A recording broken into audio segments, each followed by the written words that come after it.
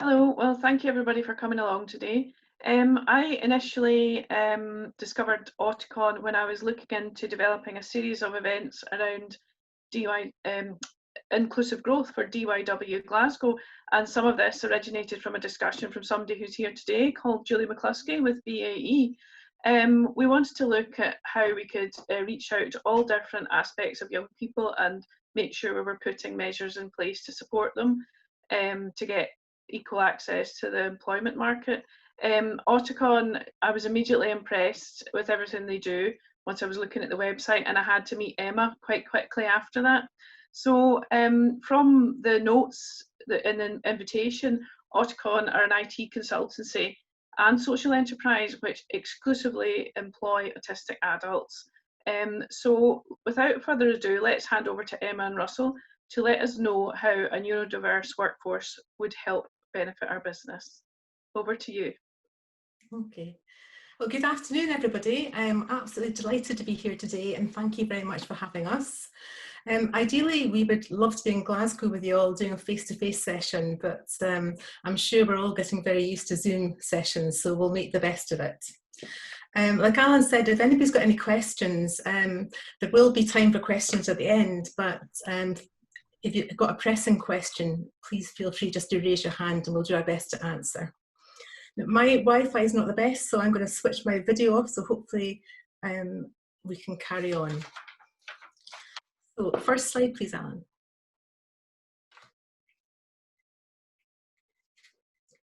Okay, so just to introduce ourselves, my name's Emma Walker and I'm the Regional Manager for Auticon Scotland, so responsible for everything at Auticon north of the border.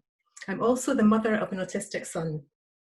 My colleague Ross, he's our lead coach for Auticon and also a qualified psychologist. So before I hand over to Ross, I just want to give you a very quick introduction to Auticon. And Russ will provide you with an introduction to neurodiversity and an overview of neurodivergent conditions before discussing the business benefits of a neurodiverse workforce. And at the end, I'm going to explain how Auticon can help you make your organisation more neurodiverse friendly. So next slide, please, Alan. So as Juliet mentioned, Auticon is essentially an international IT consultancy with a couple of major differences. So firstly, all of the IT consultants that we employ, without exception, are autistic. And secondly, we're a social enterprise. So Auticon started in Berlin in 2011, and we now have 16 offices spread all over the world. We've got 5 in Germany, we're also in France, Italy, Switzerland, America, Canada, Australia, and of course the UK. Worldwide, we have more than 290 employees, of which more than 200 are autistic. And last year we worked on and completed more than 270 different projects. Next slide, please. Okay, as I mentioned, Auticon's a social enterprise. So the social issue that we're trying to address is the fact that only 16% of autistic adults are currently in full-time employment, although 77% say they'd actually like to work. Now, if you compare this statistic to 48% of disabled people in full-time employment, it's a really disappointing statistic. Now, in the UK, about 1 in 100 people are thought to be autistic, and this equates to around 700,000 people in the UK. The figure in Scotland is thought to be around 56,000. But when you take into account all neurodiverse conditions, so that including things like dyslexia, dyspraxia, and ADHD, as well as autism, the percentage increases to 15%. So many are missing out despite being highly intelligent, qualified, and keen to work. So Auticon's mission is to significantly improve the employment prospects of autistic adults in the territories in which we operate, and we do this in 3 different ways. Firstly, we provide high quality careers for skilled autistic adults. We provide them with permanent contracts of employment. Secondly, we place our consultants into client teams. The team then sees the benefit that the consultant brings in terms of their skills and abilities and their different way of thinking.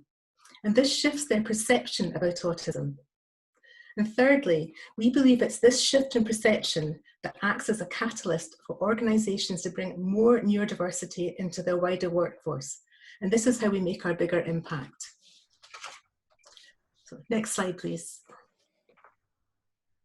Okay, so I'm now going to hand over to Russ, and he will give you an introduction to neurodiversity and neurodivergence.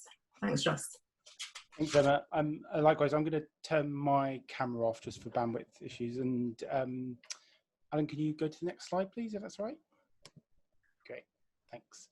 I appreciate that there's probably going to be some new terms that we're going to be talking about today that some people may not have heard of. So I thought it would be quite important to define and distinguish between them first. So if we think about neurodiversity as a term and a theoretical concept, as the slide says, it essentially reflects a variation in the human brain, and that we're all uniquely different neurologically. And neurodiversity as a term was actually coined in 1998 by a psychologist, Judy Singer, who is actually herself on the autism spectrum.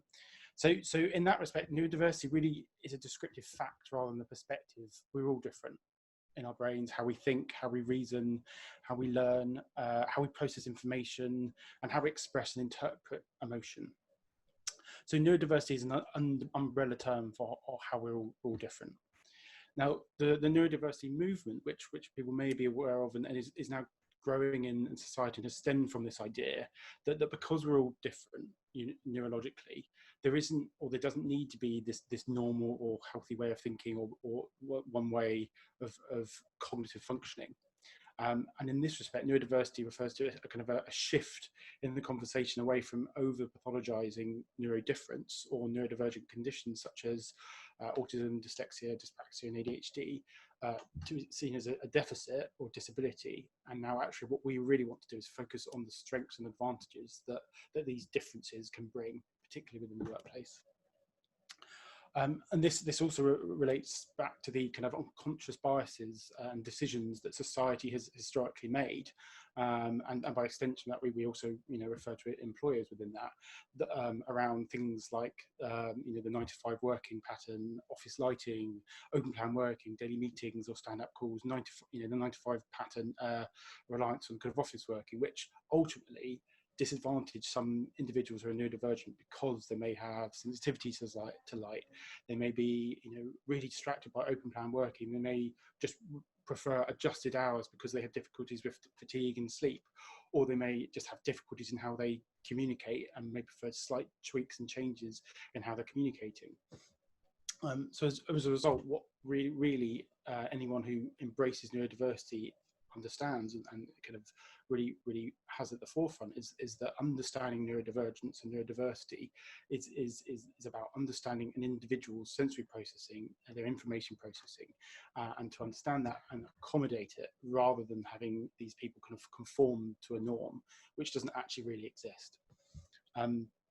So just to go on to the slide as it says there, just to clarify that neurodivergent refers to if we think that neurodiversity is an umbrella term for all difference, then neurodivergence refers to specific neurodivergent conditions which have different neurological underpinnings. So it's quite a broad term, but essentially it refers to innate genetic differences in how that individual's brain functions and how it is wired and structured.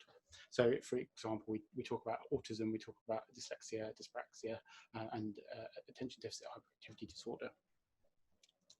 Can you switch to the next slide, please, Alan? And again, sorry.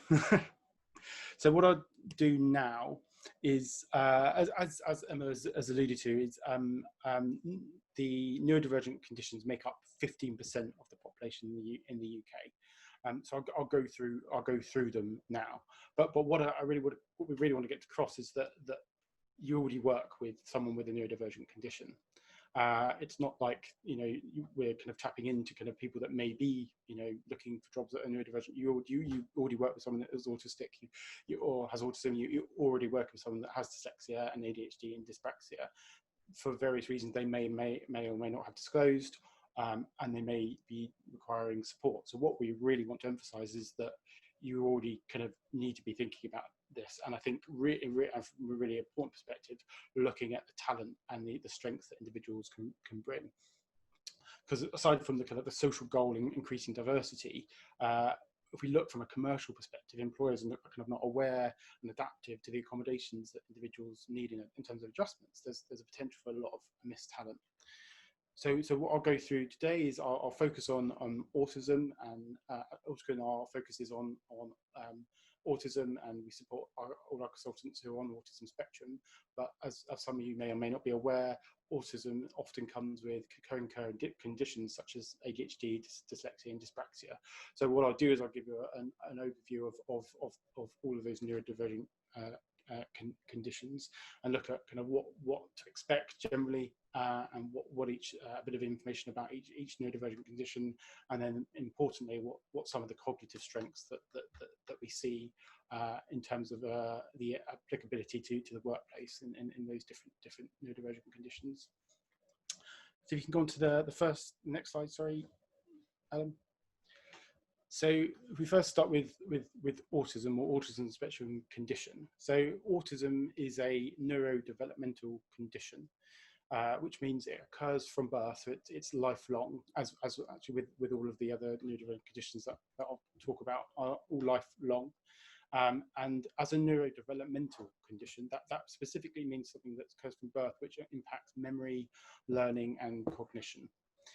So autism occurs in roughly 1% of the population in the UK, although generally, depending on the kind of different diagnostic rates, because they are steadily increasing, and the often the misdiagnosis or people that aren't diagnosed, it's thought that generally in the UK there's between 700 and 1.5 million individuals on the autism spectrum in the UK.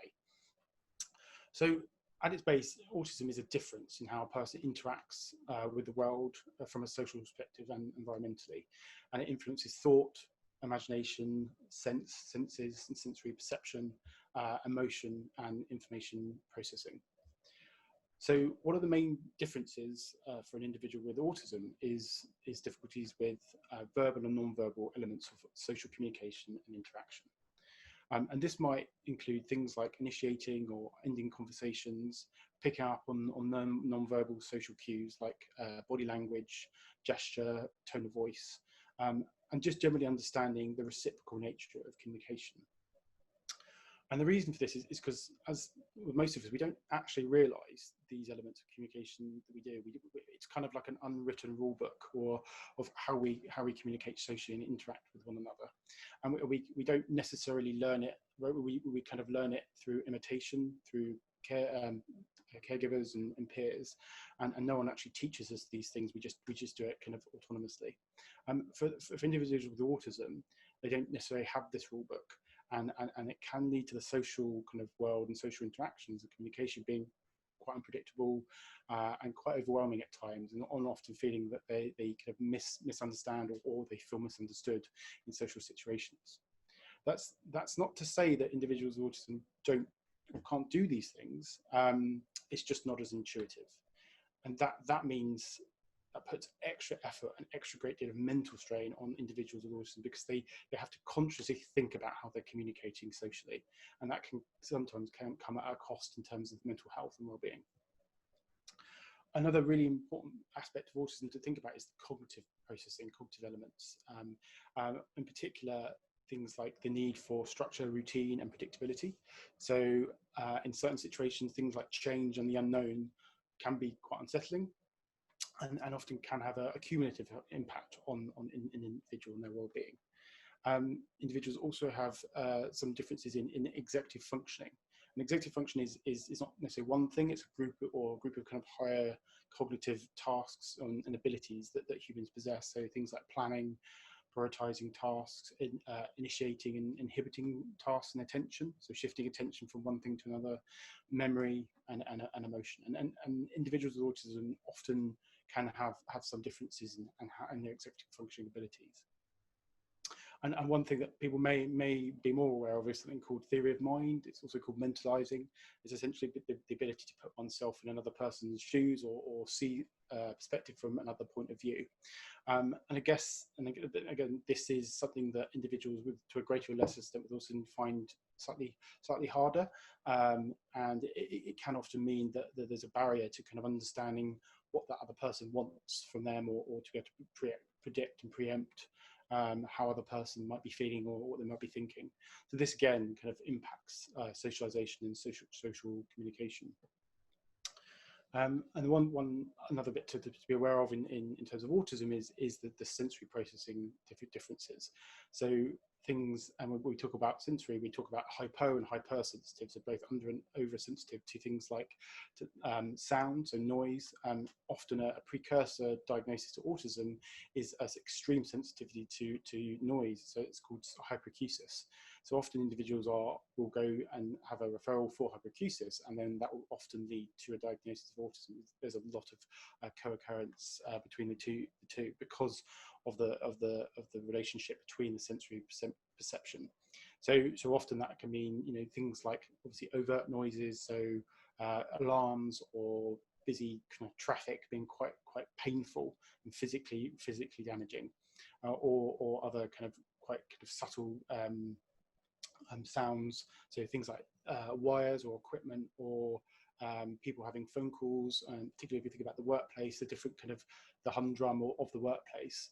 For most of us, we can kind of put it out of our mind, we can shift our attention, but for some people, particularly if they have hyperacusis or they are sensitive to sound, it can be kind of overwhelming. And I think one of the real points to get across the lived experience is it's physically painful. It's as if someone was, I have a consultant that has hyperacusis, and it feels like someone's physically hitting him over the head with the speaker, that it's that damaging. So I think one of the things we have to try and get across is some of these challenges and what's that lived experience is like.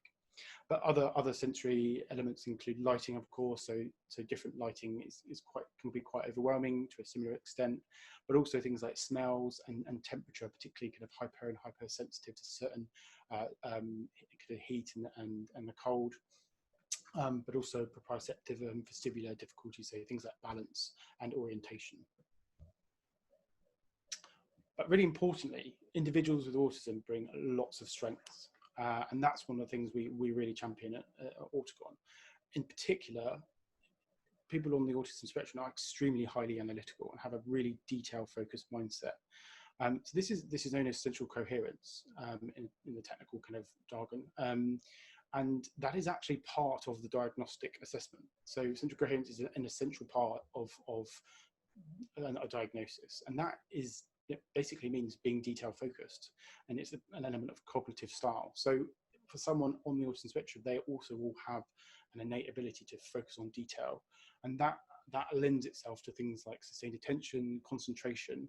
So tasks such as, you know, pattern recognition and trend spotting almost come at ease to individuals. So I have a consultant that works in data analytics and was using quite advanced kind of Excel techniques. And when he started the role, he was really excited and really enthusiastic about it. I said, well, what that's great. Why are you so enthusiastic? He was like, well, I do this outside of work. I do this when I play like Dungeons and Dragons, and gaming.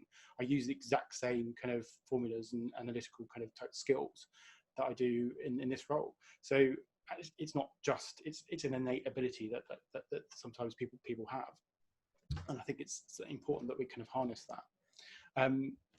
Individuals with autism often have a really high capacity for long-term memory, so learning information over a long period of time and being able to retain that information. And one of the, as I was saying earlier, there may be certain communication difficulties, but probably one of the lesser known kind of strengths that individuals with autism bring to the workplace is an unbiased and honest communication style, because the advantage is they're not biased often by, you know, having to adjust dialogue to certain social constraints. And if you want honest, direct and analytical feedback based on evidence, then someone on the autism spectrum will be able to give that really clearly, really concisely. Alan, can you move to the next slide? Thanks. So the next neurodivergent condition I'll focus on is ADHD. So that stands for Attention Deficit Hyperactivity Disorder, or ADD, which is Attention Deficit Disorder without hyperactivity.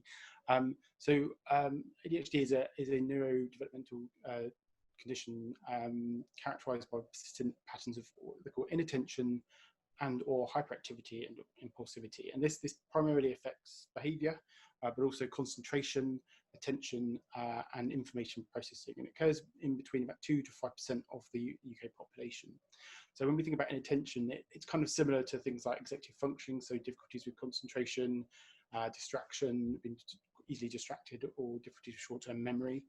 Whereas impulsiveness is kind of thinking quite quickly about things, acting on the spur of the moment, or having perhaps difficulties kind of thinking about and controlling emotional responses. And hyperactivity might look like restlessness, a need to kind of tap and fidget, or fluctuations in energy, so for things like fatigue, but also a kind of an excess of energy. So often it's the case that individuals will feel like there's no middle ground. So they often feel either fatigued or really kind of have a kind of surplus of energy. And it's about trying to manage those two and balance those two. But one of the key cognitive strengths of individuals with ADHD is the ability to hyperfocus and sustain attention for long periods of time. So that means that the individuals can often go for extremely long periods of time, sustaining attention. And often the case, individuals with ADHD have something called an eidetic memory. So in addition to being able to sustain information or attention for a long period of time, there is often high precision memory, so high precision for recall, which really lends itself to accuracy. So often, if there's a task that's quite detailed or intricate, that requires a lot amount of attention, but also requires a high amount of accuracy, then actually someone with ADHD, in terms of their cognitive abilities, is almost the perfect person to do that role. And innovation and creativity are often really important, because in terms of the cognitive strengths of someone with ADHD, because they have a divergent mindset, they just see things differently. They have a really kind of creative and innovative way of looking at solutions and problems, and that lends itself to problem solving. A real kind of really important thing to think about on that is actually the personality side and resilience of spirit and mind that individuals with ADHD, and actually all neurodivergent conditions, bring to a role, is that they often have to persevere and work extremely hard to get where they've got to. So they're often a valuable asset to any team because of that ability to persevere and to have to seek ways of doing things that are against the grain, are against the norm. And so innovation is often key to that. Alan, can you next one? Yeah, thank you.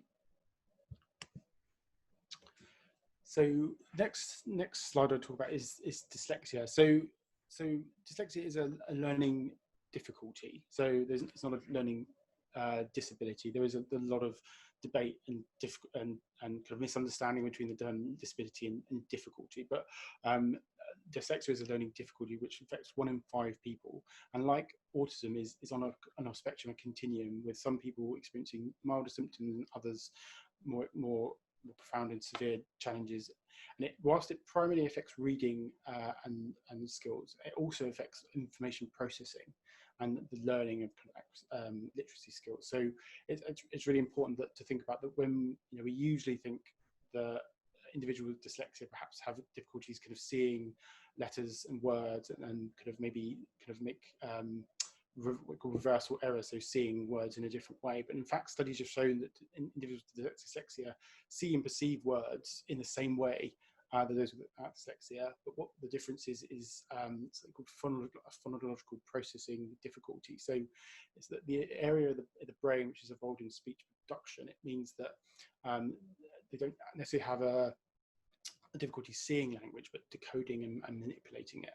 So whilst this can have difficulties with things like phonetics, so if we think about kind of the really simplistic term of the word cat, and replacing that, if you got rid of the word C, the letter C, the phonetic that's left is at. So if you then increase the complexity of the word, that leads to a phonetic kind of delay in processing.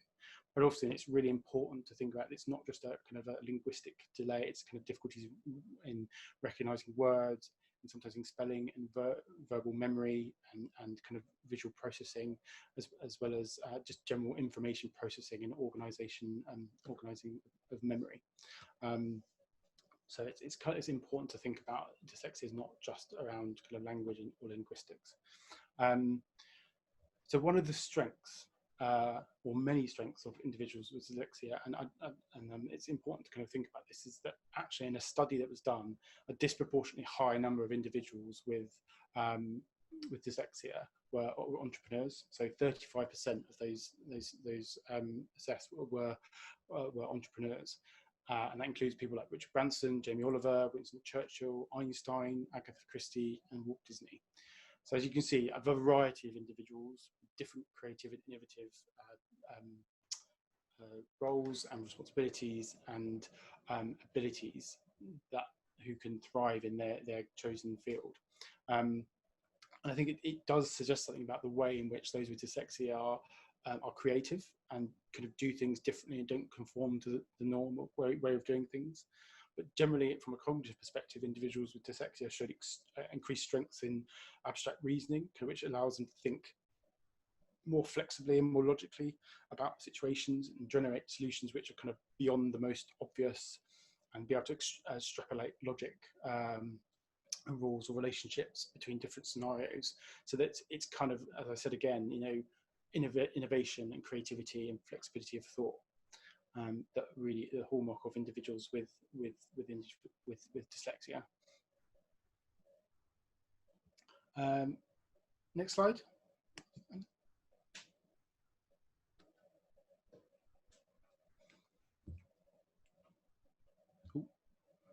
No, back a few. That's it. Yeah. That's it. Yeah. So the last neurodivergent condition I'll focus on is dyspraxia, which occurs in 2 to 6% of the population, and is again a learning difficulty that affects coordination, movement, balance, and organisation, and it relates to the brain having difficulties basically transmitting signals regarding gross or fine motor movements to the rest of the body. So if we think about gross motor coordination, things like balance and hand-eye coordination, whereas like fine motor coordination might be difficulties with kind of posture or hand movements, using kind of keys and things like that, or things like handwriting. Or often individuals with dyspraxia often have something called dysgraphia, which is difficulties with handwriting. So in addition to this, individuals may have executive functioning differences, such as difficulties with time management, planning, and organisation. In terms of the cognitive strengths, individuals are extremely creative thinkers, extremely strategic, and very good at problem solving. So I have a consultant I work with who has dyspraxia, and he's working currently in a large professional services institution, and has basically been integral to the development of their whole DevOps strategy. And all the feedback we get is how well this person can retain and take in information, and how he can think flexibly and be quite innovative in how to develop and be strategic in their strategy. So again, it's a kind of example of how those innate strengths and cognitive abilities are part of what allows him to perform well in that role. But again, advantages such as coping strategies and patience. So again, individuals with dyspraxia are extremely motivated because they've had to persevere and do things differently, which provides them with perseverance and a really hardworking, determined mindset, which is the benefit to all companies and organisations. Thanks, Alan. So if you go on to the next slide. Great, thanks. Okay, so to summarise what I've discussed, our vision at Auticon is essentially to promote the values that neurodiversity can bring to the workplace, and as part of that, for neurodivergent conditions to be embraced as part of the norm of the workplace. And ultimately, this is because employers continue to hire the same people, they're going to get the same results, and that ultimately impacts creativity, innovation, growth, and it's a social need as well. So, and if reasonable adjustments are implemented, then that does allow that person not only just to perform that role, but to thrive, rather than conforming to kind of a status quo. And as I've said, there are a number of benefits to having a neurodivergent workforce in terms of creativity and innovation, so seeing patterns and ideas, and hyper focus and concentration, having detail focused mindset, memory. And the retention from memory often means that individuals often become an invaluable member of the team because of the amount of information and the array of information they're able to retain and recall. And often, honesty and communication is essential to any company and organisation. And I think that's definitely something that individuals who are neurodivergent can bring to a workplace. So what I'll do now is I've finished my part. So I'll hand back now to Emma, who's going to go through with you how you can tap into neurodivergent talent and our talk about our advisory service. Thanks, Emma. Okay, just go to the next slide, Alan. Perfect, thank you. Well, thank you, Ross. Ross has talked about the many strengths of neurodivergent people. So as Ross said, I'd now like to share with you how we can help you tap into and benefit from the skills, abilities and different way of thinking that neurodiversity can bring to your organisation. So at the beginning of the presentation, I mentioned that Auticon is an IT consultancy. So we can, of course, provide you with autistic consultants to augment your teams to work on a project. But we understand that not all organisations are in a position to take on contractors, and many just like to have their own in-house talent. So with this in mind, we've launched our Autism Advisory Service. Sorry, Emma. Hey, Emma. Sorry, you go as well. Yeah, sorry. Yeah. So your audio is a bit muffly. I think it's kind of a distraction. Is there? Can you twist your lead, see if it makes a difference? Oh, Emma's on mute. Right, is that any better? It's kind of a weird rumbling, isn't it? I don't know if that's... Let me try and go into the headset. Is that any better? Yeah, that's better. Yeah, much better. Great. Okay.